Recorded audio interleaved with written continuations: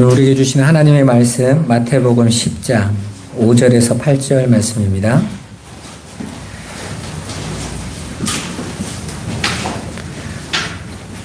마태복음 10장 5절에서 8절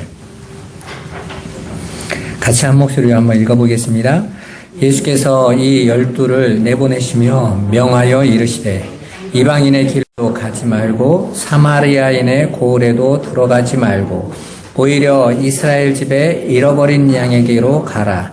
가면서 전파하여 말하되 천국이 가까이 왔다 하고 병든 자를 고치며 죽은 자를 살리며 나병 환자를 깨끗하게 하며 귀신을 쫓아내되 너희가 거저받았으니 거저주라. 아멘. 오늘 저와 여러분이 함께 나눌 말씀의 내용이 회개하라 천국이 왔다. 복음의 내용이죠. 그런데 예수님의 십자가 이전에 회개하라라는 말과 예수님의 십자가 이후에 회개하라라는 이 복음의 내용이 약간 다르거든요. 근데 성도들은 그걸 잘 구분을 못해요. 그냥 회개하면 되지 이렇게 생각하죠. 그래서 여러분들이 보통 하는 회개는 어떤 회개입니까? 대부분 내가 오늘도 남 미워했어요, 욕했어요, 세상에 너무 성공에 내가 너무 몰두했어요. 그리고 오늘도 내가 이러이러한 잘못된 거 잘못했으니까 용서해 주세요가 회개죠. 대부분 회개를 윤리적, 도덕적, 이 사회적 차원에 우리가 합의한 것에서 드러나는 것들의 수준 안에서 그냥 회개하고 그냥 내 마음을 그냥 시원하게 하는 거죠. 나 회개했으니까 뭔가 죄가 좀 덜어진 것을 회개라고 우리가 참 생각을 많이 합니다. 그런데 성경이 말하는 게 정말 그 회개일까? 이건 굉장히 중요한 고민입니다. 왜냐면 제가 청년 때에 잠실 주경기장에서 미스바 대각성 전도 집회가 있었거든요. 거기에서 그 대각성 집회가 회개였어요.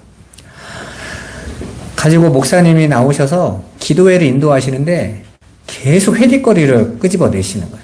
부모님에게 잘못했던 거, 이웃에게 잘못했던 거, 사회에 잘못했던 거, 계속 우리가 알고 있는 윤리적, 도덕적 죄의식과 죄책감을 가지고 있는 것들 있죠. 그거에 대해서 회개를 계속해요. 그리고 그것 때문에 눈물도 흘리고 그리고 나오면서 사람들이 시원하죠. 왜? 내가 지금까지 응어리지고 답답했었던 것들이 모든 인간들이 갖고 있는 건 다 그런 죄책감과 죄의식이거든요. 마치 그걸 털어낸 것 같은. 그러다 보니까 성도들의 대부분 교회 와서의 첫 번째 기도가 회개 기도입니다. 그죠? 안 해보신 분들 같이 그러세요. 회개하잖아요. 그래서 내 죄책을 이렇게 덜어내고 그래서 여러분들이 뭔가 후련함을 자꾸 느끼는 거예요. 그래서 천주교도들 신부님에게 가서 뭐 하죠? 고해성사부터 하잖아요. 그러면 뭔가 내가 덜어진 것 같은, 그래서 내가 마치 깨끗해진 것 같은 수준. 그게 우리가 하나님이 말씀하시는 죄의 수준을 아주 그냥 편협하게 만드는 방법이라는 걸 아무도 모르고 있어요. 그리고 그렇게 죄를 내가 늘 회개하고 갔기 때문에 나는 죄에서 깨끗해졌고 거룩해졌어 라고 착각하고 있는 거예요. 오늘 예수님이 말씀하신 제자들에게 전하라고 하셨던 그 회개하라 천국이 왔다 라는 이 의미를 통해서 무엇을 말하고 있는지 저와 여러분들이 명확하게 알고 그리고 여러분들이 그 회개의 기도 속에서 여러분의 삶을 더 완전히 정확하게 여러분의 방향성이 완전히 바뀌어버리는 그런 시간이 되시기를 주님의 이름으로 축원합니다.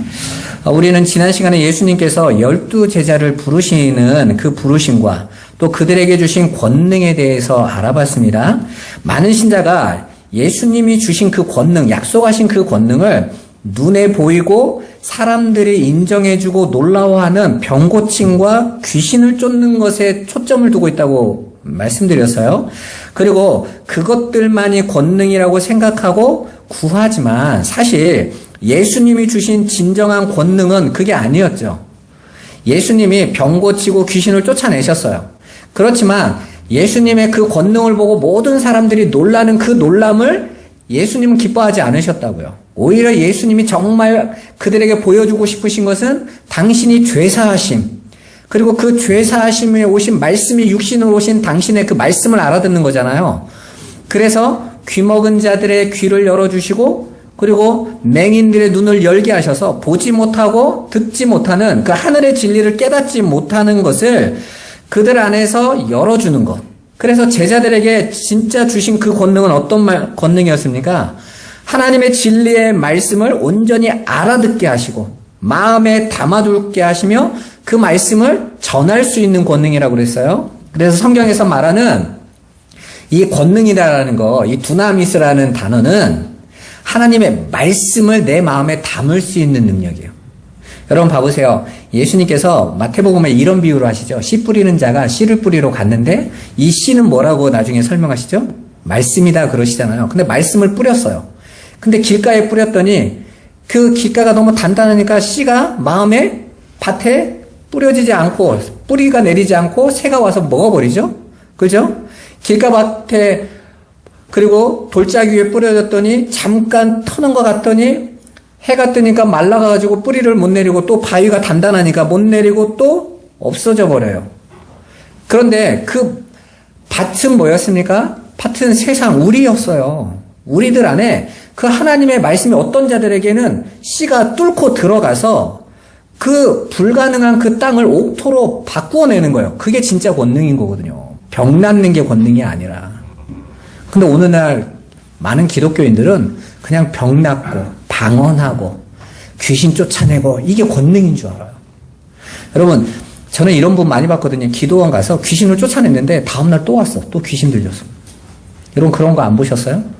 귀신을 맨날 쫓아낸다고 그 귀신을 내가 이겨낼 진리의 말씀이 없으면요 맨날 사로잡혀요. 그런 사람은 맨날 귀신 쫓아다니는 데만 쫓아다닐 수밖에 없죠.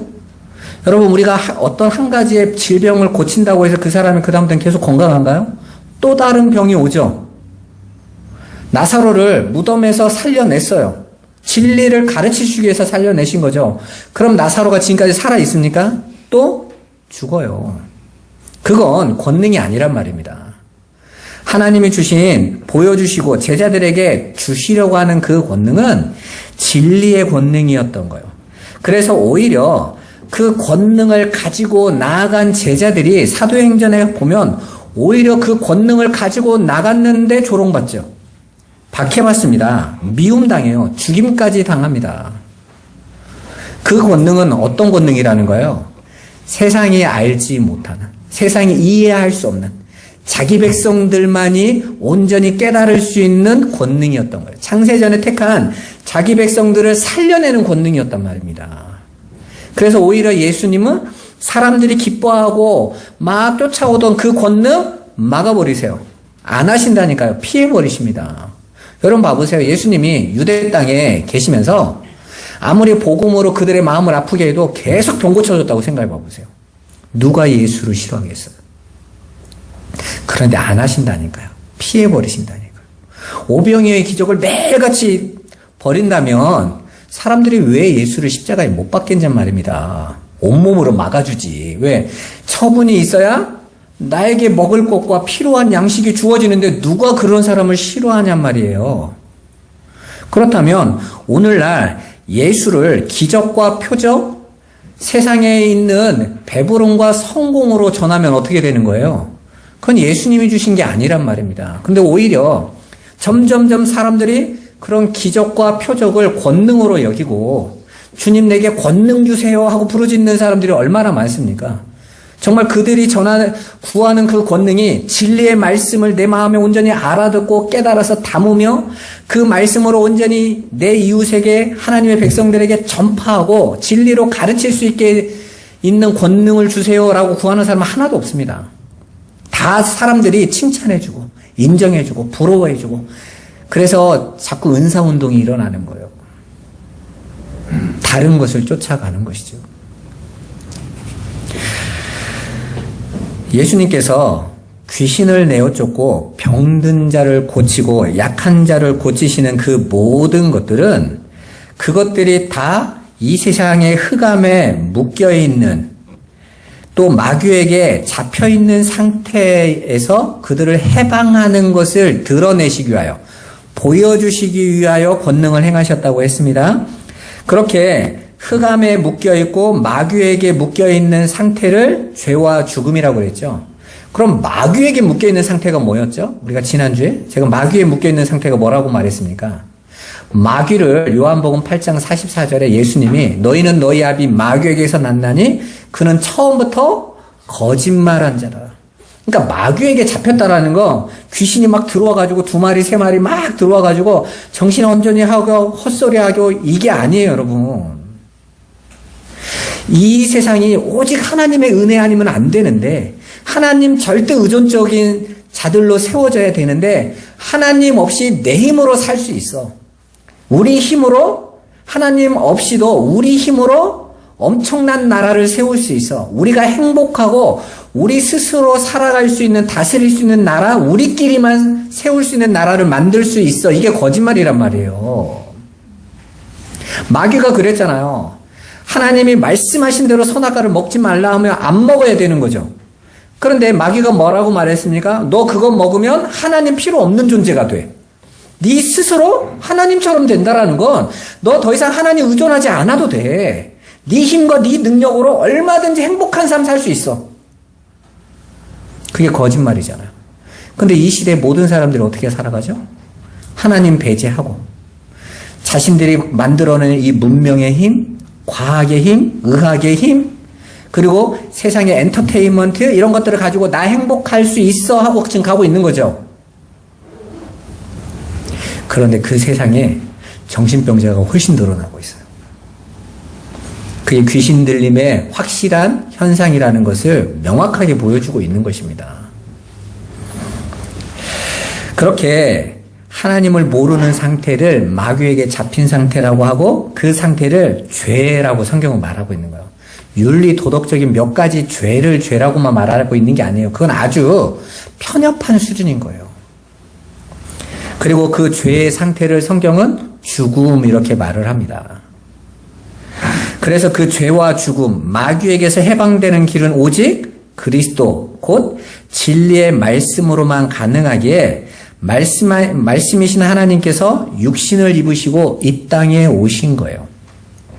그리고 그분이 십자가에 죽으시고 우리를 구원하심으로 우리가 죄와 사망에서 해방되어 보게 되고 듣게 되는 거예요.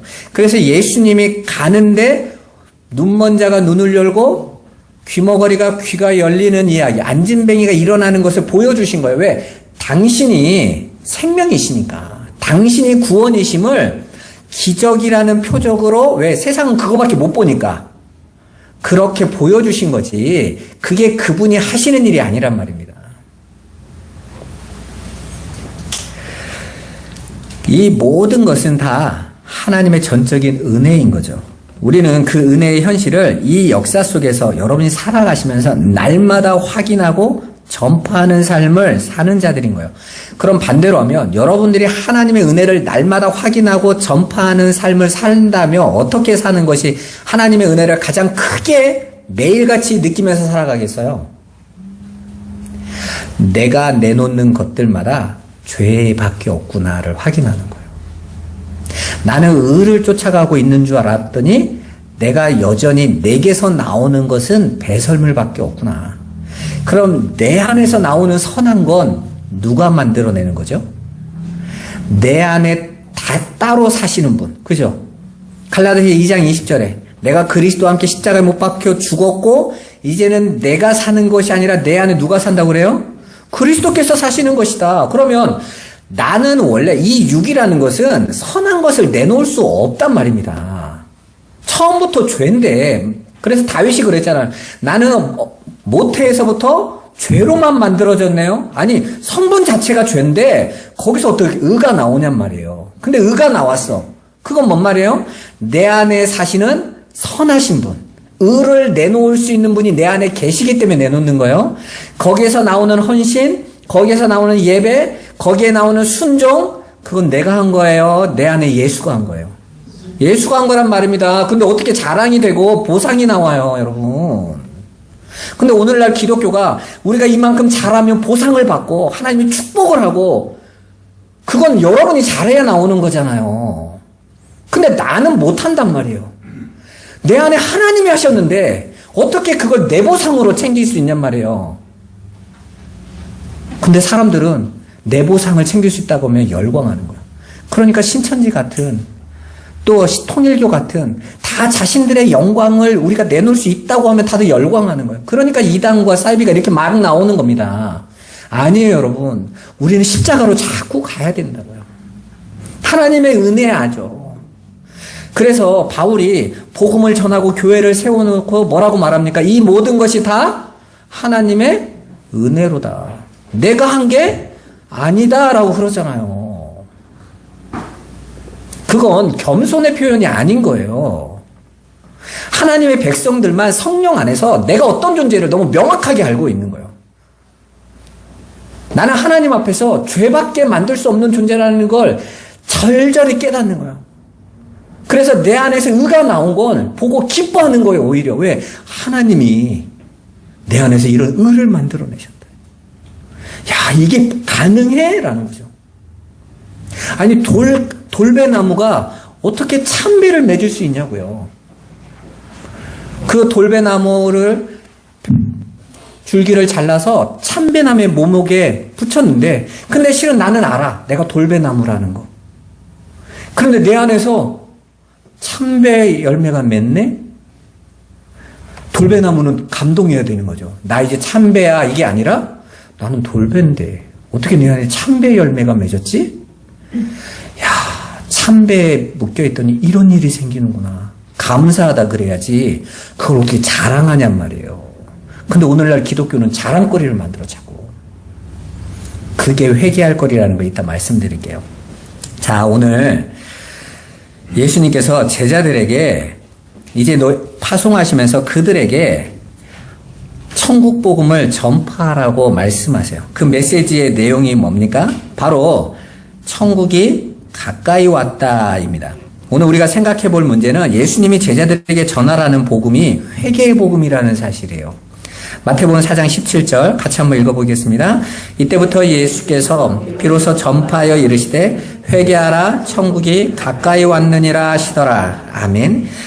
자, 예수님이 십자가에 지기시기 전에 예수님이 전하신 복음은 예수님이 십자가 이후에 전하신 복음과 달라요. 예수님의 십자가 이후에 제자들이 전한 복음은 회개하라 천국이 가까이 왔다가 아니라 주 예수를 믿으라 그리하면 너와 내 집이 구원을 얻으리라 였어요. 그죠? 그런데 공생애 동안에는 예수님이 회개하라 천국이 왔다라고 전하라고 그랬단 말이죠. 그 차이가 뭔가를 여러분이 명확하게 아셔야 돼요. 그걸 알지 못하면 그냥 나 예수 전하고 있어 라고 착각하고 가는 거죠.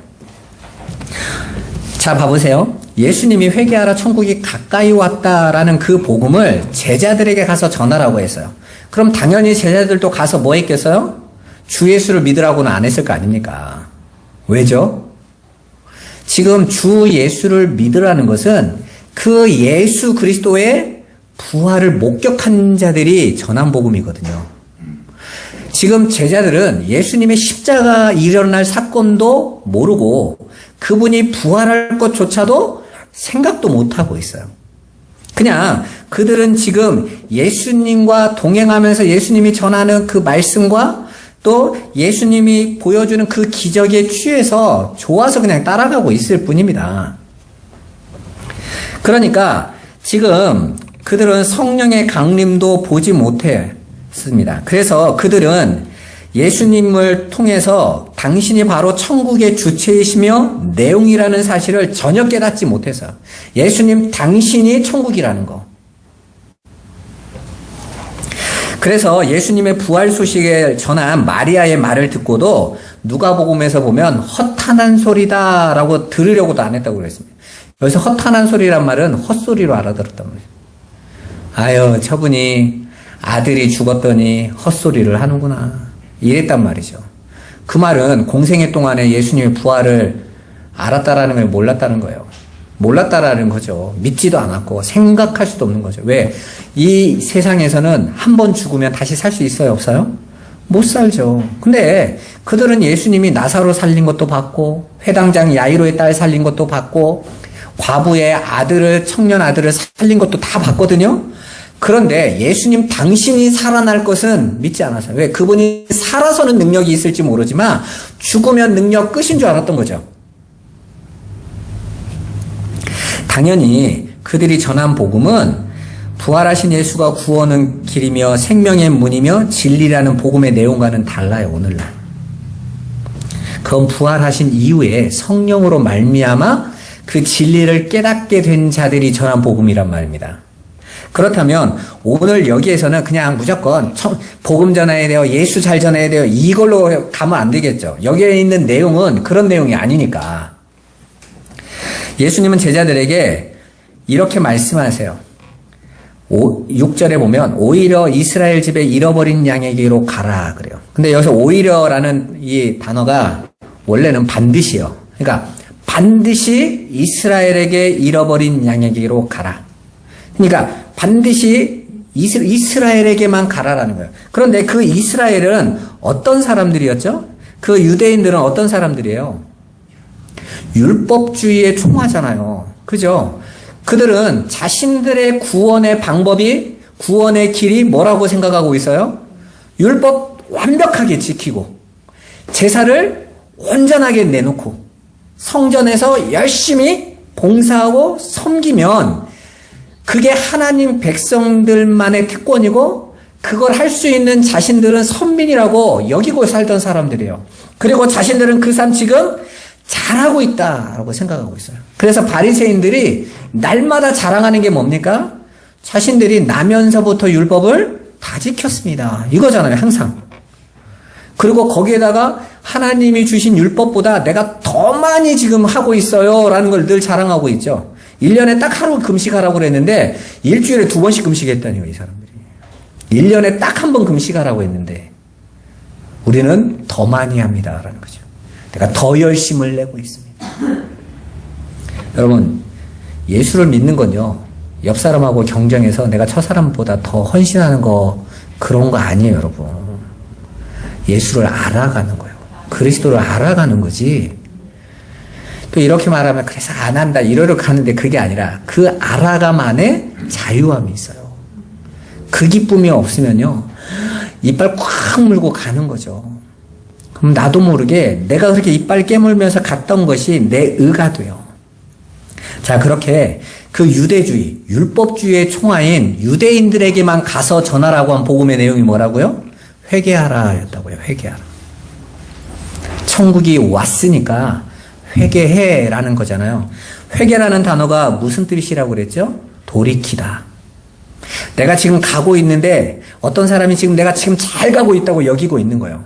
그리고 그거 가면서도 만족과 기쁨과 또 그 안에서 감동도 느끼면서 야, 나 인생 잘 살고 있어. 심지어는 나는 하나님 앞에도 인정받고 있어라고 룰루랄라고 가고 있는데 그 사람에게 가서 회개하라 그러면 그 사람이 어떤데 표정으로 나를 바라보겠어요? 왜 네가 내 인생에 태클을 놔 그러겠죠. 근데 그들이 그 유대 땅에서 가장 인정받는 자들이라면요, 어떤 문제가 되겠어요? 죽여버리는 문제까지 와요. 그들은 그걸로 총회까지 조직해 있어요. 회당이 온통, 공회가 온통 그렇게 율법주의와 유대주의로 완벽하게 만들어진 정치와 종교가 완전히 하나 된 땅이 유대 땅이잖아요. 거기에서 그들을 향해서 회개하라 라고 전하라고 하셨다라는 거예요. 그러니까 각 촌과 각 성은 어디입니까? 이스라엘일 거예요. 유대인들. 그러면 예수님이 말씀하신 그 복음서에서의 회개는 지금 유대인들을 향하여 너희가 지금 진리라고 여기고 가고 있는 그 유대주의, 율법주의, 그걸로 온전히 구원을 이루는 하나님의 선민들로 너희가 증명하고 가고 있다는데 그 길 돌아서라는 거죠. 다른 말로 하면 니네 지금 헛되게 시간 보내고 있는 거야. 너희들 지금 망하는 길 달려가고 있는 거야. 그래서 예수님이 바리새인들에게 뭐라고 말합니까? 너희들 회칠한 무덤이야 그러죠. 그건 뭔 말이에요? 너희들 지금 무덤 속에 있는 마른 뼈같이 살고 있는 거야 그거. 너희들은 반드시 어디로 떨어진다고 그래서요? 지옥 간다 그러시죠. 유대인들이 지금 자기들은 어디에 속한 자들이라고 여기고 있는데 천국에 속한 자들이라고 자부하고 있는데 너희들은 반드시 지옥에 떨어질 거야. 이렇게 예수님께서요 악다구리를 부르시잖아요. 왜 그러시는 거예요? 회개하라고, 돌이키라고. 마치 지금 가고 있는 것이 지금 불타는 현장으로 뛰어들어가면 악다구리를 쓰겠죠. 돌이키라고. 왜? 거기 가면 불구덩이로 뛰어드는 거니까. 부활하신 예수님이 승천하실 때는 제자들에게 땅끝까지 가서 전하라고 하세요. 근데 오늘 말씀에는 유대인에게만 가라고 한 거예요. 이스라엘 집으로만. 그러니까 여기에서의 회개는 유대인들이 지금까지 굳게 믿고 있던 유대주의의 본질에서 유대주의에서 돌이키라는 말인 것입니다. 열심히 스스로 내 인간의 힘으로 열심히 율법 지키고 제사를 지키는 그렇게 훌륭하고 경건한 삶을 통하여 자신들이 구원에 도달할 수 있다라는 그 선민의식, 그리고 그 삶, 거기서 돌이키라는 것입니다. 여러분, 우리가 예수를 믿으면요, 대부분 처음에는 예수만 믿으면 사망의 생명으로 옮겨집니다. 예수님이 영접하세요. 그렇게 시작을 해요. 그래 놓고 그거 끝나자마자 바로 어디로 돌아갑니까? 윤리, 도덕, 선행하는 삶을 가르치기 시작해요. 그렇게 열심히 나의 의를 쌓아서 하나님 앞에 도달하자. 그게 성화론이잖아요, 여러분. 여러분, 원래 하나님께서 우리에게 깨닫게 하시려는 것은 인간의 본래 모습인 내가 어떤 자리에서 하나님의 자녀가 됐냐라는 거예요. 그래서 하나님이 우리를 사람을 지으실 때 뭐에서 지으셨다고 그래요? 흙으로 사람을 지으셨다고 그러죠. 흙은 생명이 있어요, 없어요? 없죠. 그냥 티끌이에요. 성경에서는 아담이라는 뜻은 흙이라는 뜻이고 아파르라는 단어는 티끌이라는 뜻이에요. 그러니까 사람을 부를 때 사람이라는 단어 자체가 아담이에요. 아담아, 사람. 근데 그 아담아라는 말은 흙, 너는 흙이야 라는 뜻이거든요. 근데 그 흙이 어떻게 하나님이 주시는 그 생명으로 말미암아 하나님의 아들들로 만물을 다스리는 자로 하나님께서 은혜를 부어주셨는가를 이 역사에서 배우라는 거지, 내가 어떻게 노력하고 애써서 그 자리에 올라가는지를 한번 올라가 봐라고 우리 인생을 주신 게 아니란 말입니다. 근데 유대주의는 뭐예요? 우리의 힘으로 노력해서 율법 다 지키고 제사 열심히 지내서 도달할 수 있다라고 가르치는 거죠. 한마디로 인간의 가능성을 증명하겠다가 유대주의예요. 그게 선악과 따먹은 자들이 외친 구호잖아요. 우리 스스로 힘으로 나를 증명하겠다. 내가 하나님처럼 될 수 있는 존재라는 걸 증명하겠다라는 거죠. 그래서 창세기에 나타나는 현상들이 다 뭡니까? 스스로 나뭇잎으로 옷을 해입는 것. 부끄러움을 내 스스로 가리겠다라는 거죠. 그리고 열심히 용사되고 왕되고 미인되고 네피림되는 삶, 큰 자, 성공한 자, 힘 있는 자 추구하는 거예요. 이게 이 역사란 말입니다. 그런데 그럴 때마다 하나님은 항상 뭘 떨어뜨리세요? 심판을 떨어뜨리셨다고요. 심판. 그거 아니라는 거잖아요. 그리고 나서 방주에서 나온 사람들이 또 모여서 뭐 만들어요? 바벨탑 쌓아요. 바벨탑 쌓고 그들이 외쳤던 구호가 뭡니까? 우리가 하나님까지 올라가서 우리 이름을 내자. 나 증명하자라는 거예요. 나 증명. 우리 인간의 힘을 증명해 주자. 하나님이 어떻게 하십니까? 다 부서뜨려 버려요. 내가 언제 너희를 증명하래. 내가 너희를 얼마나 사랑하는지를 배우고 오라니까 자꾸 왜 너희를 증명하려고 하는 거야. 근데 오늘날 기독교가 똑같이 가잖아요. 우리 증명하자. 교회 크게 지어서 증명하자. 사람들 많이 모아서 증명하자. 우리가 얼마나 대단한지 보여드리자. 언제 하나님이 그걸 원하셨냐고요. 그럴 때마다 그때 심판을 떨어뜨리셨지. 내가 언제 너희 보고 그렇게 힘을 모으래. 하나님께서 바벨탑이 뭔 말이죠? 흩었다라는 거예요. 언어를 혼잡해하고 흩어버리신 거예요. 내가 언제 너희에게 모이래. 흩어지라니까. 거기에서 내 은혜가 뭔가를 배우고 오라니까. 근데 왜 자꾸 엉뚱한 걸 해? 이거잖아요. 그렇게 유대주의는 인간의 가능성과 그 가능성을 통해서 준비해 놓은 세상의 힘과 가치들을 자랑스럽게 여기고 열매라고 여기면서 절대로 놓지 못해요. 자기들의 행위를 꼭 붙들고 그걸 자랑스럽게 여기고 살고 있는 자들에게 이제 예수님이 제자들을 보내셔서 회개하라고 지금 말한다는 것은 그들이 지금까지 선하다고 여기고 진리라고 따라가던 그 삶에 대한 부정인 거잖아요.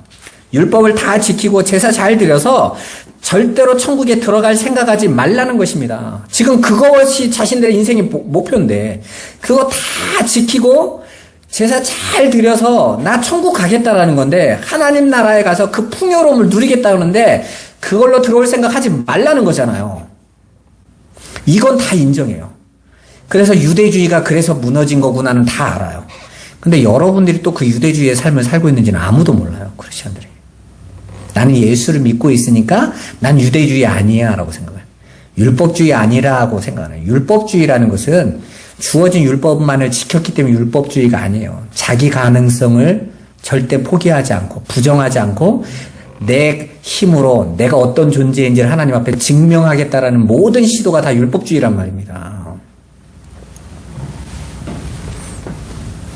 그래서 예수님께서 그렇게 열심히 자신을 증명하려고 살아가는 그 인생의 길에서 회개하라, 돌이키라고 말씀하신 거예요. 그래서 예수님이 제자들에게 전하라고 하신 그 회개하라가 공생애에서는 복음인 거예요. 왜요? 예수님이 천국이니까. 그 말은 뭔 말이에요? 예수 아니면 구원이 없으니까. 본문에서 천국이 가까이 왔다는 표현은 이미 와 있다는 의미라고 말씀드렸어요. 가까이 와 있으니까 준비해가 아니라 이미 너희 안에 왔다라는 뜻이에요. 그래서 예수님은 누가복음에 이런 말씀을 하시죠. 17장 20절 21절 같이 한번 읽어보겠습니다. 바리새인들이 하나님의 나라가 어느 때에 임하나이까 묻거늘 예수께서 대답하여 이르시되 하나님의 나라는 볼 수 있게 임하는 것이 아니요 또 여기 있다 저기 있다고도 못하리니 하나님의 나라는 너희 안에 있느니라. 아멘. 여기서 너희 안에 있으니까 내 안에 하나님 나라 있지 이렇게 간단하게 말할 것이 아니라 여기에서 너희 안에 있다라는 말은 예수님 자신이 하나님 나라 천국이다라고 말씀하신 내용이에요. 천국은 여기 있다 저기 있다 못한다라는 말은 장소적 개념이 아니라는 거죠. 우리가 성경에는요 하나님 나라라는 단어와 천국이라는 단어가 두 가지가 꼭 쓰여져요. 그죠? 그 하나님 나라라는 것은 하나님의 백성들 다스리는 지역적으로 저변에 확대된 것을 가리킨다면 천국이라는 단어는 통치의 개념이라고 제가 계속 말씀드렸어요. 그래서 천국이라는 단어가 여러분에게 보일 때마다 그 천국은 어떠한 지명이나 지역을 얘기하는 게 아니라 하나님이 다스리는 곳, 다스림 안에 있는 자들, 그곳이 천국이라고 말을 하고 있는 거예요. 그런데 여기에서 천국은 너희 안에 있다 그러세요? 그래서 사용된 여기 안에서 너희 안에라는 이 단어가 헬라어로 엔터스예요. 우리가 엔터라는 단어 있죠? 안에 이런 뜻이에요. 그런데 이 전치사는 앞에 단수가 오면요. 한 사람이 오면 안에예요. 그 사람 안에. 그런데 앞에 있는 단어가 복수가 되면 가운데라는 뜻이에요. 자, 그러면 봐보세요. 지금 바리새인들이 하나님 나라가 어디 있냐고 물어보고 있는 거잖아요. 어느 때 임하냐고. 그럼 지금 예수님과 함께 있는 자들이 누구죠? 바리새인들이잖아요. 근데 바리새인들에게 너희 안에 천국이 있다 그러면 말이 이상해지잖아요. 그들이 하나님 백성이라는 뜻이 되는 거잖아요. 그죠? 안에 천국이 있는 자들은 하나님 나라 백성이 되는 거니까. 그런데 이걸 안에라고 해석하면 이런 오류가 생기는 거예요. 바리새인들에게 예수님은 너희들 그렇게 가면 절대로 천국 갈 수 있어 없어 못 간다고 말한 자들이잖아요. 그리고 그들은 반드시 지옥 간다고 했는데 그들 안에 천국이 있으면 안 되는 거죠. 여기는 앞에서 있는 단어인 바리새인들이 복수예요. 그러니까 지금 바리새인들이 예수를 둘러싸서 예수에게 지금 공격을 하고 있는 거예요. 천국이 하나님 나라가 어느 때 임한다고? 이렇게 물어본 거예요. 그랬더니 예수님이 천국이 너희 가운데 있잖아. 그 바리새인들에게 둘러싸인 가운데 누가 계신 거예요? 예수님 당신이 계시니까. 지금 너희 안에 나 있잖아, 천국. 그 얘기 하신 거란 말이에요. 그러니까 천국이 왔다라는 것은 바로 천국이신 예수가 오셨다라는 거예요. 그래서 누구든지 나를 믿으면 나를 영접하면 그 안에 천국이 들어가는 거죠. 그게 기독교의 복음이란 말입니다. 그래서 주 예수를 믿으라. 그리하면 너와 내 집이 구원을 얻는다. 거기가 하나님 나라야 라고 말씀하고 계시는 거죠. 그러니까 예수님 당신이 천국이신 거예요. 그래서 천국이 가까이 왔다라는 말은 내가 왔다라는 뜻이에요. 내가 너희를 구원하기 위하여. 그래서 시편에서 보면 다윗이 시편 50편에 밧세바 사건으로 회개하면서 하나님 앞에서 하나님이 정말 받으시고자 하는 것은 상한 심령이었구나 이렇게 말씀하신다고요. 그리고 그 상한 심령을 시편 46편에 다시 받아요. 그런데 그 상한 심령의 자리에 내가 왔습니다 하고 어떤 존재가 딱 도착해요. 상한 심령들 안으로 어떤 존재가 온단 말이에요. 그런데 그 내가 왔다를 예수님이 바로 나야. 내가 너희를 그 구원으로 이끌기 위해서 왔어. 그래서 예수님이 당신을 뭐라고 말합니까? 내가 길이요, 진리요, 생명이다. 내가 없으면 천국이 없어. 그러니까 나로 말미암지 않고는 아버지께로 올 자가 없다. 나 아니면 아버지께로 갈 수 없어, 너희는. 그런데 어떻게 해야 우리가 그 예수를 믿고 예수를 내 안에 모시고 아버지께 갈 수 있어요? 당신의 죽으심으로 우리의 죄를 없이 하셔야 되잖아요. 하나님의 의로운 그 공의를 해결해야 되잖아요. 죄에 있는 자는 거룩하신 하나님과 절대로 함께할 수 없기 때문에 예수님께서 당신이 희생제사가 되셔서 우리의 죄를 도말해버리세요. 그리고 이제 법적인 근거로 우리가 죄가 깨끗해진 게 아니라 법적으로 하나님의 나라의 법이 생명은 생명으로 갚아야 되죠. 근데 그 생명을 예수의 생명으로 갚았단 말이에요. 무한하신 하나님이 유한한 인간의 죄를 당신이 다 짊어지고 죽어버리셨어요. 그러니까 예수님의 목숨의 값과 우리의 목숨의 값이 1대1이 아니란 말입니다. 창조주가 우리 인류를 위해서, 아니 자기 백성을 위해서 죽으심은 그 모든 자들의 목숨값과 비교할 수 없는 거예요. 무한한 생명으로 우리의 유한한 생명을 덮어버리신 거죠. 많은 사람들이 그래요. 예수도 한 명뿐인데 그가 어떻게 우리의 모두의 죄를 사해? 하나님이시니까요. 거기에서 믿음이 오는 거예요. 근데 세상은요. 나사렛 예수인데 보잘것없는 목수의 아들인데 지압가림도 못하는데 병들고 살아갔었는데 이런 거 쳐다보고 있는 거예요. 나타나고 있는 거. 당신이 하나님이심을 세상에서 말씀, 진리로 확인시켜 주시는데 못 알아보는 거죠. 우리는 그 구원함으로 이 자리에 있게 된 것입니다. 여러분, 천국은 하나님의 통치를 완벽하게 순종하는 자들이 거하는 곳이죠. 그죠? 우리가 천국은 누가 들어가요? 하나님의 뜻에 완벽하게 순종하고 하나님만 전적으로 의존하는 자들이 들어가는 곳이에요. 그렇다면 하나님의 통치에 완전하게 순종하고 하나님만 전적으로 의존하는 존재가 이 세상에 있었어요? 없었어요? 없었습니다. 딱 한 분, 하나님의 아들 예수 그리스도만 순종하셨어요. 그래서 빌립보서 2장 5절에 그분은 근본 하나님과 본체시요 똑같으신 분인데 자신을 비워 육신을 입으시고, 이건 완전히 비하인 거예요. 신이 인간의 육을 입고 오셨단 말이에요. 그리고 죽기까지 복종하셨으니 십자가에서 우리를 제물대서 죽어버리시는 거예요. 그게 아버지의 뜻이었다고. 철저한 순종. 그리고 그런 사람들이 가는 곳이 천국인 거죠. 그러려면 우리가 그 천국으로 가려면 어떻게 되겠어요? 그분의 의를 우리 안에 담아주셔야죠. 예수로 덮어버리시는 거예요. 자기 백성들을. 그리고 우리를 그 하나님 나라로 인도하시는 거예요. 그걸 생명이라고 하는 거죠. 우리에게 하나님께서 흙으로 사람을 지으시고 그 코에 생기를 부어주셨다는 그 생기, 그 생명, 그 예수 그리스도의 그 생명으로 그걸 보여주시고 가르쳐 주시는 거예요. 이렇게 너희가 생명을 얻은 거야. 그래서 내 형상으로 너희를 삼아준 거야 라고 하나님이 그 창조의 역사 속에 우리가 어떻게 하나님 나라에 들어가는 존재가 됐는지를 이 역사로 설명하고 계시는 거란 말입니다. 두루마리를 쭉 펴서 드라마를 쫙 펼치는 거예요. 그래서 계시록에 어떻게 합니까? 두루마리가 다 펴지고 역사가 딱 마치니까 두루마리가 싹 감아져서 싹 들어가죠. 그냥 이 역사는 마치 영화 대본처럼 쫙 드라마가 펼쳐지고 이 역사가 이제 하나님을 온전히 설명이 끝나면 다 두루마리가 말려지면 역사도 끝나는 거란 말이에요. 그래서 예수님은 당신을 가리켜서 당신 스스로가 천국이다. 너희는 나를 믿어야 돼. 내가 진리야. 라고 선언하신 거예요. 그래서 예수님이 그 다음 말이 뭐예요? 그러니까 어떻게 하라는 거예요? 유대주의를 향하여 너희들은 지금까지 살아왔던 너희들의 노력이나 열심, 율법 지킴 같은 인간 편에서 내놓는 행위의 열매들로 나에게 도달하려는 시도를 그만 멈춰라는 거잖아요. 끝까지 너희의 의를 증명하겠다는 그 삶 돌이켜라는 거죠. 그게 복음의 내용인 거예요. 그리고 나서 예수님이 십자가 이후에 주 예수를 믿으라. 왜? 당신이 천국이니까.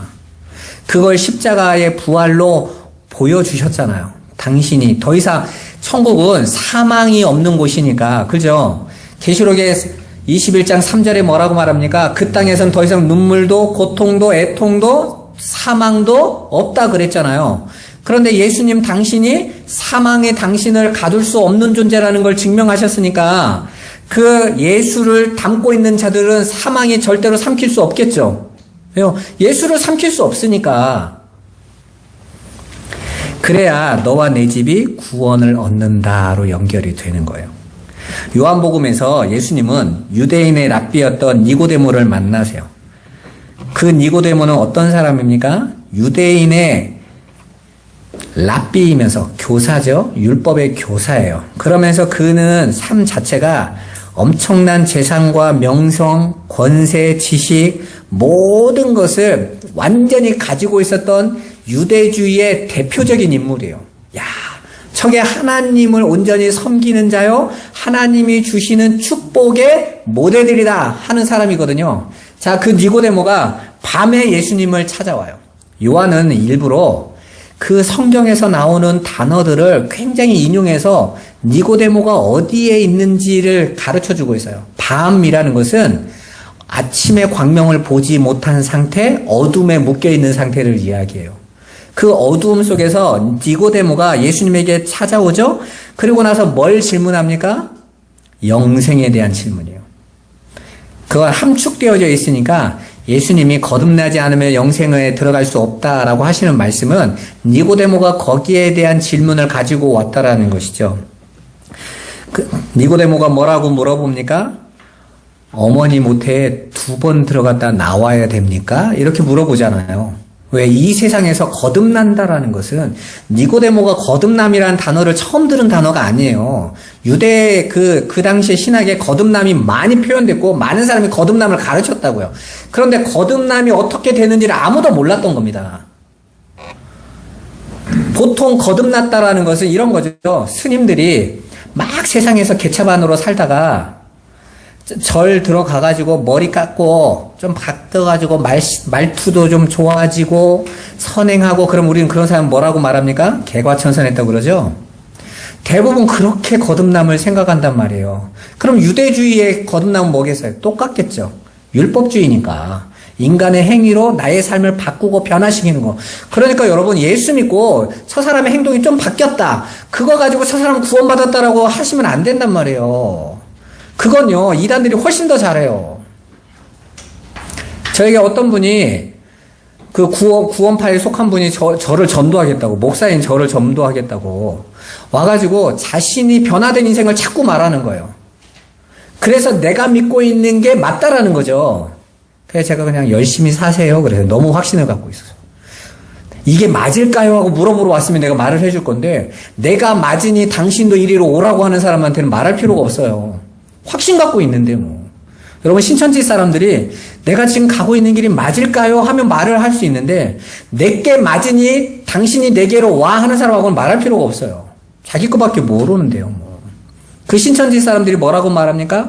자신들이 얼마나 세상적으로 구제를 열심히 하고 봉사를 많이 하며 이렇게 다른 사람에게 희생하는지를 막 써놔요. 세계 유엔 단체에 자기가 등록을 해서 얼만큼 많은 일들을 하고 있는지, 불우이웃을 얼만큼 돕고 있는지, 우리만큼 이렇게 크게 사회를 위해서 공헌하는 단체가 없다, 이거 가지고 막 자랑을 해요. 세상 사람들은 괜찮네 이러죠. 여러분이 만약 그런 걸로 거듭남으로 여기신다면 여러분들은 거기에 넘어가게 돼 있어요. 거듭남은 그런 게 아니다란 말이에요. 예수님께서 거듭남은 그런 거 아니야 라고 말씀하시잖아요. 거듭남은 사람으로는 할 수 없다라고 아예 선언하셔요. 사람의 노력과 애씀과 열심으로 거듭나지는 게 아니라는 거예요. 그러고 나서 뭐라고 말합니까? 그럼 어떻게 합니까? 왜요? 율법주의는 당연히 물어봐야 되냐? 그럼 어떻게 해요? 내가 지금까지 그 삶 살기 위해서 이렇게 살아왔는데 하나님으로만 돼. 그러죠. 하나님으로만 하시는 거야. 너희가 노력해서 하는 게 아니고 그래서 회개하라고 한 거야. 너희가 노력하고 애쓰고 열심으로 그거 이루겠다고 하는 거잖아. 기도 10시간씩 하고 전도 매일같이 하고 선교할 때 모든 걸 쏟아붓고 교회 세우고 이런 거 가지고 너희들이 거듭날 수 있다고 자꾸 생각하잖아. 안 된단 말이야. 이 말 하시는 거잖아요. 바람이 어디서 오는지 어디로 가는지 알지 못하듯이 성령으로 난 사람들은 다 이와 같으니라 그러잖아요. 그러니까 나에게서 어떤 것을 뽑아낼 수 없다는 거예요, 여러분. 오늘날 기독교의 한계가 그겁니다. 그렇게 말을 하면 아무도 예수를 믿기 싫어해. 내가 하고 있는 것이 뭔가 보람있고 하나님이 나에게 힘을 줘서 내가 뭔가를 이룩했다고 해야 믿는 마음이 맛이 난단 말이에요. 그러니까 자꾸 거기에 조미료를 넣어줘. 당신이 하는 거, 당신 안에서 하나님이 하시는 걸 당신들이 그 일을 하고 있으니까 잘하고 있는 거고 하나님이 기뻐하시는 거고 축복하시는 거고 자꾸 그리로 빠진단 말이에요. 여러분 구원 안 받고 싶으세요? 이건 생명에 관한 문제잖아요. 우리가 하나님 말씀을 수십 년째 지금 배우고 가고 있는데 이건 영생에 관한 문제란 말입니다. 내가 조금 좋아 안 좋아의 문제가 아닌 거예요.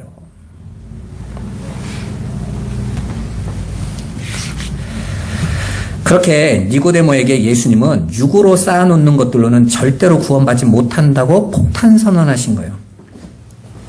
오직 하나님으로부터만 주어지는 그 은혜, 그 구원으로만 우리가 거듭날 수 있는 것입니다. 그래서 은혜인 거예요. 그러니까 티끌인 인간은 이 땅에서 오히려 내가 이만큼 도달할 수 있다로 가면 안 되는 것입니다. 자신들의 불가능함과 무력함을 죄의 생산자임을 그냥 폭로당하는 거예요. 바로 그 복음이 우리 안으로 밀고 들어와서 성도들 안에 하나님 택한 자들 안으로 성령으로 밀고 들어오셔서 지금까지 내가 자랑이라고 여기고 내가 기대하고 있었던 걸 다 배설물로 폭로해버려요. 그래서 바울이 그 빌립보 성도들을 향해서 뭐라고 말해요? 내가 지금까지 열심으로 했던 그 모든 것들은 다 배설물로. 내가 내놨던 것들이 사실은 다 배설물이었어. 그래 놓고 뭐라고 말합니까? 오직 그리스도의 의만 나는 붙잡아. 십자가의 은혜만 붙잡아. 나는 날마다 이 사망에 묶여있는 내 모습을 봐. 날마다 내 안에 있는 옛사람이 나를 죄의 법 아래로 오늘도 나를 끌고 가. 나는 죄인 중에 괴수일 뿐이야. 나는 오늘도 하나님의 은혜만 바라봐. 그리로 가는 것입니다, 여러분. 그리고 성도들은 거기에서 감탄하는 거예요. 생명의 성령의 법이 죄와 사망의 법에서 나를 해방해 주셨으니 감사합니다. 거기에서 찬송이 터져 나오는 거예요. 찬송을 많이 하면 복 주고 기도를 많이 하면 복 주고 감사를 많이 하면 모든 문제가 해결되고 이런 내용이 아니란 말입니다. 성경은 모든 것을 다 인간들은요 자기 중심으로 다 해석을 해버려요. 하나님조차도 자기 중심으로 해석을 해서 나의 도구로 삼으려고 해요. 그게 진짜 죄란 말입니다. 그렇게 하나님 앞에서 내가 지금까지 내 의로 가지고 있던 것들이 배설물로 폭로되어지면서 구원받은 성도들은 점점 자신들이 가진 것에 대해서 그것이 하나님에 대한 지식이든지 종교 행위에 대한 열심이었든지 상관없이 그것들은 내가 붙들 것이 아니구나를 오히려 폭로당하는 자리로 가요. 그래서 에베소서 5장이 뭐라고 말합니까? 빛이 어둠에 비쳐서 일어나는 일이 뭐죠? 어둠이 폭로당하는 거예요. 그런데 어둠이 폭로당하는 어두움마다 뭘로 나온대요? 빛으로 나온다 그러잖아요.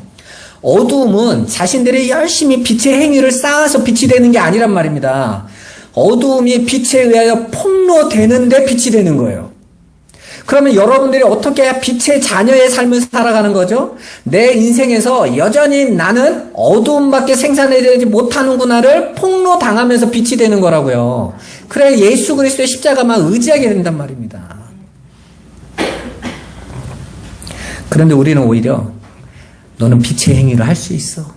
너는 가치 있는 삶을 할 수 있어. 할 때 힘이 나요. 그래 내가 한번 해보지 뭐. 우리가 한번 힘써서 헌금해서 교회 한번 크게 세워보지 뭐. 우리가 힘써서 한번 전도도 열방까지 한번 해보지 뭐. 목숨까지 걸어보고 한번 해보지. 이러면 막 힘이 난다니까요. 죽을 힘까지도 나요. 그건 복음이 아닙니다, 여러분.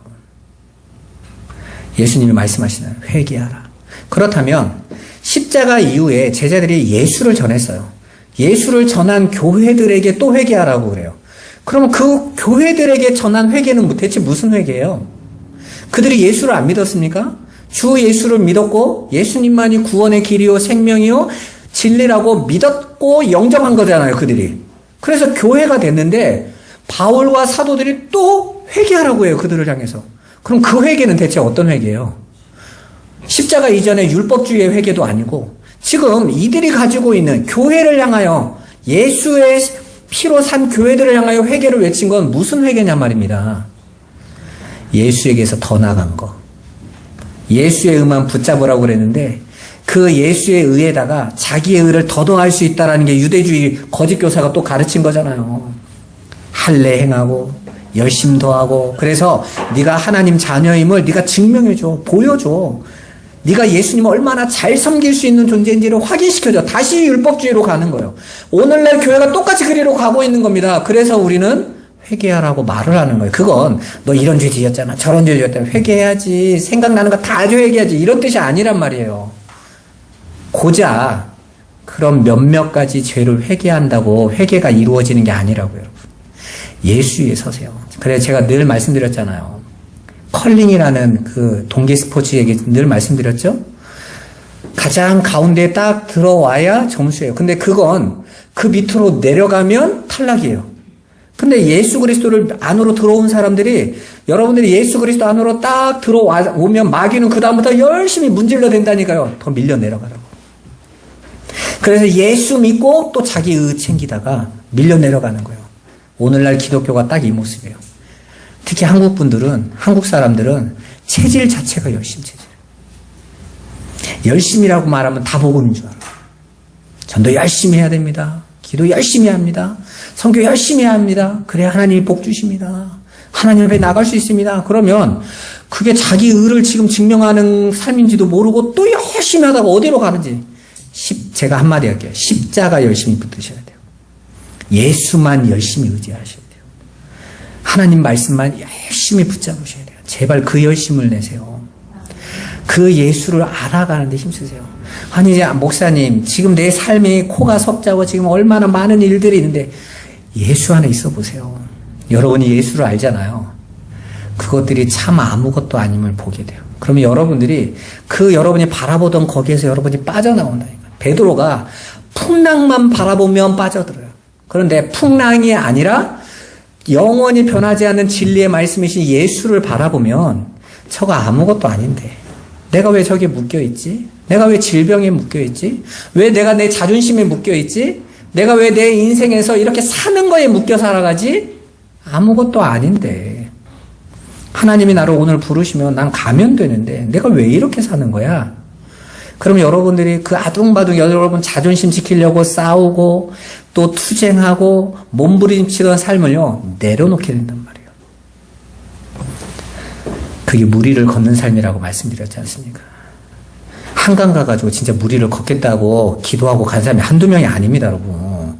무리를 걷는다고 성경에 나와 있더니 무리를 걷게 해달라고 그런 말 아니란 말입니다. 믿음으로 이 세상이 던져주는 거에 흔들리지 않고 서 있는 자들, 그게 무리를 걷는 거예요. 저와 여러분들은 오직 성령으로 진리의 말씀으로 우리 안에서 역사하셔서 하나님께서 이루시는 그 구원의 현실을 보셔야 돼요.